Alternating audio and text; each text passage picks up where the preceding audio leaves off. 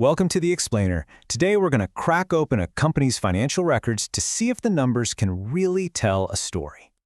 So, can a spreadsheet actually tell a compelling story? Well, we're about to find out. We're digging into the financial reports of the tech company 3i Infotech. We're going to look at the last 5 years and see what kind of journey these numbers paint for us. Okay, so here's our game plan. We'll quickly crack the financial code, take a look back at 2019, then zoom forward to 2024. After that, we'll put it all together and figure out what the story is. All right, first things first. To really get what's going on, we've got to be on the same page with a few key terms. Let's do a super quick rundown. Okay, revenue from operations. Super simple. This is basically all the money a company makes from its main business, selling its stuff. It's the big number at the top, before any expenses get taken out. Right, and then you have profit before tax. So after you take that big revenue number and subtract all the costs of running the business, salaries, rent, you name it, this is what's left over. It gives you a really clean look at how healthy the company's actual operations are.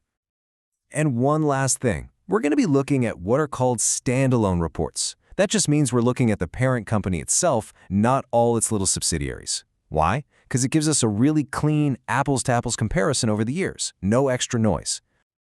Okay, with that out of the way, let's hop in our time machine and set the dial for 2019. We need to see where this whole story begins. So back in the quarter ending September 2019, 3i Infotech pulled in about 810 million Indian rupees in revenue. That's our starting number, our baseline. Of course, it costs money to make money, right? During that same time, their total expenses, everything it took to keep the lights on, came out to around 655 million rupees. So you do the math, revenue minus expenses, and what are you left with? A pretty healthy profit before tax of about 282 million rupees. Not bad.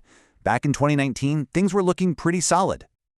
Okay, so that was 2019. Now let's fast forward 5 years. Same quarter, but now it's 2024. Let's see what's different. All right, so check this out. By September 2024, their revenue is up to roughly 894 million rupees. And you think, hey, that's great. More sales, right? The company's growing. But here's where the story takes a turn.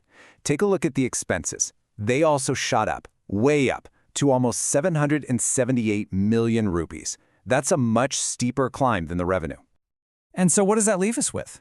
The profit before tax is now only about 135 million rupees. Wow, that's less than half of what it was back in 2019. Ouch. So this is the mystery, right? How can you sell more but make less profit?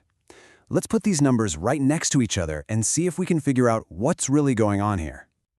And there it is, clear as day. You've got revenue inching up, but profit taking a nosedive. This picture tells us everything. The real story here isn't about how much they're selling, it's about how much they're spending.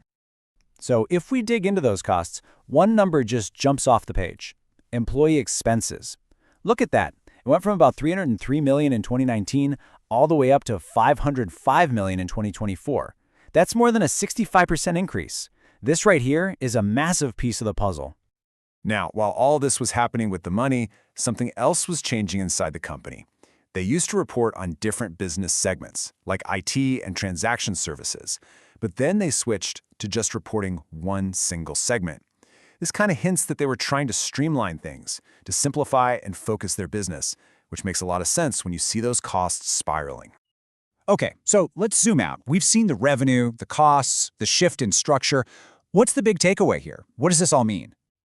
Basically, we're seeing a classic story play out.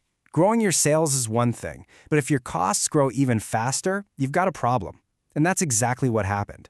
Those employee costs, in particular, really ate into their profits. So even while they were trying to simplify the business, the financial pressure was mounting. It's a perfect example of how getting bigger isn't always better for the bottom line. So there you have it. The numbers really do tell a story, don't they?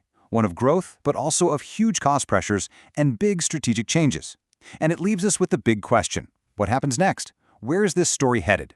That's the real cliffhanger.